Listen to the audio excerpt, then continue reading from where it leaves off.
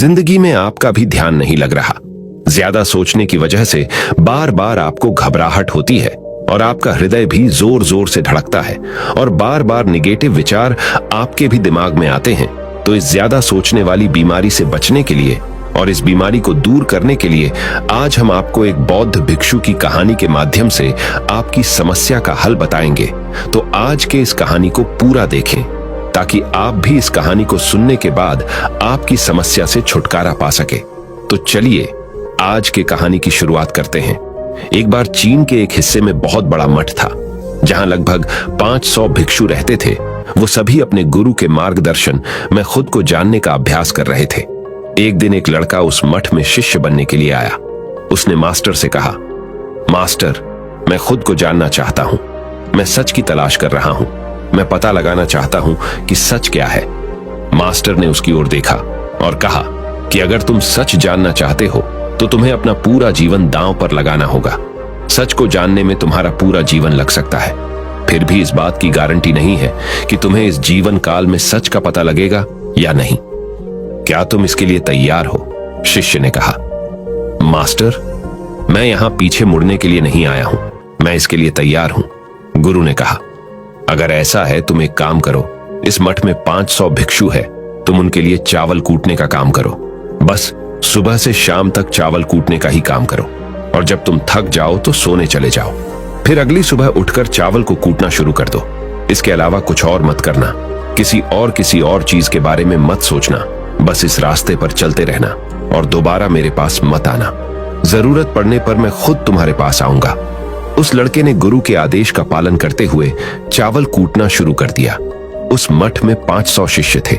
उन सभी को समय समय पर भोजन की आवश्यकता पड़ती थी, इसीलिए वह बहुत जल्दी उठ जाता था और रात को देर तक चावल कूटता रहता था। जब वह थक जाता तो उसी कमरे में सो जाता था जहां वो चावल कूटता था। वो किसी से बात नहीं करता था और ना ही कोई उससे बात करने के लिए उसके पास आता था। कुछ महीनों तक चावल कूटते हुए उसके मन में पुराने विचार आते रहे, लेकिन उन विचारों को कोई नया विषय नहीं मिला तो वह अपने आप ही मिट गए। धीरे धीरे उसके मन में विचार कम होने लगे। कुछ सालों के बाद तो वो अपना नाम तक ही भूल गया। वह हमेशा चुप रहता और विचारहीन अवस्था में बस चावल कूटता रहता। उसने ना तो कभी ध्यान किया था और ना कभी शास्त्र पढ़ा था। मठ के बाकी शिष्य उसे मूर्ख समझते थे। ऐसा करते हुए 12 साल बीत गए। 12 साल बाद एक दिन मास्टर ने घोषणा की, अब मेरा आखिरी समय आ रहा है और मुझे अपना उत्तराधिकारी चुनना है जो मेरे बाद मठ का मुखिया होगा। इसीलिए मेरा कोई भी शिष्य है जिससे लगता है कि उसे आत्म साक्षात्कार हो गया है और उससे खुद को जान लिया है, तो रात को मेरे दरवाजे के पास आकर इस दीवार पर कुछ पंक्तियां लिखें जिसमें उसकी जिंदगी का सारा अनुभव समाया हो। कई शिष्यों ने ऐसा करने के बारे में सोचा, पर मठ के प्रमुख शिष्यों में से एक ने वहां जाकर कुछ पंक्तियां लिखी। उसे बौद्ध धर्म ग्रंथों का बहुत ज्ञान था।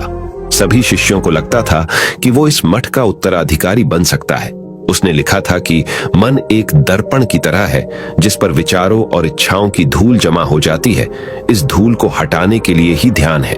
जिसकी धूल हट जाती है और मन का दर्पण साफ हो जाता है, वो मोक्ष को प्राप्त कर लेता है। अगली सुबह जब मास्टर उठे और उन्होंने इन पंक्तियों को देखा और उन्होंने कहा कि किस बेवकूफ ने यह सब कचरा मेरी दीवार पर लिखा है। वो शिष्य जिसने यह लिखा था वो चुप रहा। हालांकि उसने जो पंक्तियां लिखी थीं वो ज्ञान से भरी थीं, लेकिन यह सब किताबी ज्ञान था। वो शिष्य बहुत चालाक था। उसने पंक्तियां लिखी पर उसने नीचे अपने हस्ताक्षर नहीं किए, क्योंकि वो स्वयं इसके बारे में निश्चित नहीं था कि ये सही है या नहीं, क्योंकि उसे आत्म साक्षात्कार नहीं हुआ था। गुरु ने पंक्तियों को पूरी तरह से खारिज कर दिया। ये देखकर सभी हैरान रह गए। ये घटना पूरे मठ में चर्चा का विषय बन गई। इस विषय पर बात करते हुए 2 शिष्य उस शिष्य के पास से गुजरे जो 12 साल पहले यहां आया था और दिन रात चावल कूटता रहता था। दोनों की चर्चा सुनकर वह धीरे से हंस पड़ा। दोनों शिष्य ने उसे पूछा कि तुम क्यों हंस रहे हो? दोनों शिष्य की नजर में यह चावल कूटने वाला तुच्छ ही भिक्षु था। किसी ने उसे ना तो कभी ध्यान करते हुए देखा था, ना ही कभी शास्त्र पढ़ते हुए। हर कोई उसे मूर्ख समझता था जो बस चावल को ही जानता था। उस मठ में बहुत बड़े बड़े विद्वान थे, लेकिन उस चावल कूटने वाले को किसी से कोई मतलब नहीं था। इसीलिए वह दोनों शिष्य उसे मुस्कुराता हुआ देखकर चकित रह गए। उन्होंने फिर उससे पूछा कि तुम क्यों हंस रहे हो। उसने जवाब दिया, मैं इसीलिए हंसा कि मास्टर सही बोल रहे हैं, यह सब पंक्तियां कचरा है, इन पंक्तियों का कोई मूल्य नहीं है। वो दोनों शिष्य चौंक गए। उन्होंने उसे पूछा कि क्या तुम ऐसी पंक्तियां लिख सकते हो जो इससे भी बेहतर हो।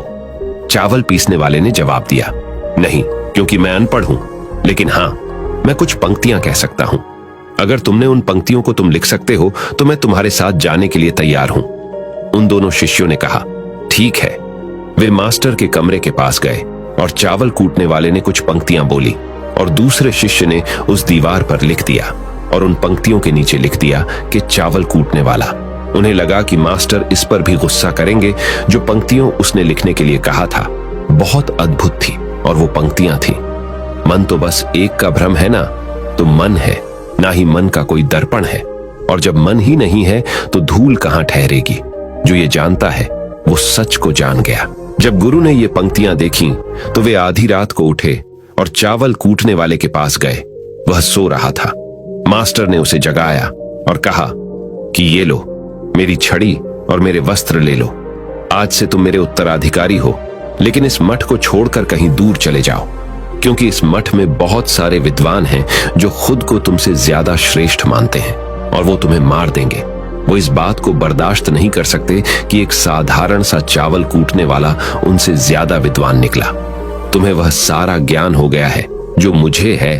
तुम्हें यह सारा ज्ञान चावल कूटते कूटते हुआ है, और मुझे पता है कि तुम जहां भी जाओगे लोग तुम्हारे पास आने लगेंगे, क्योंकि जब कोई फूल खिलता है तो उसकी महक हर तरफ फैलने लगती है। उसने अपने गुरु के पैर छुए और रात को ही वहां से चला गया।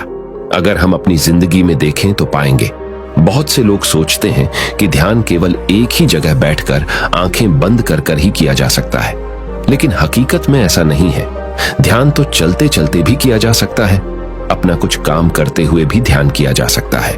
असल में ध्यान का मतलब यह है कि आप जो भी काम कर रहे हैं उसे अपनी शिद्दत से करें कि आपको आपके शरीर का ख्याल भी ना रहे। बिल्कुल उस चावल पीसने वाले की तरह जो चावल कूटने में इतना मग्न हो गया कि उसको खुद का कोई ख्याल ही नहीं रहा। उसने चावल कूटते हुए ही उसने आत्म साक्षात्कार प्राप्त कर लिया। हर समय वर्तमान में रहना और कुछ नहीं सोचना। मन तब तक ही है जब तक विचार है। जब विचार ही नहीं रहेंगे तो मन भी गायब हो जाएगा। जब मन ही नहीं रहेगा तभी तुम अपने आप को अच्छे से जान पाओगे।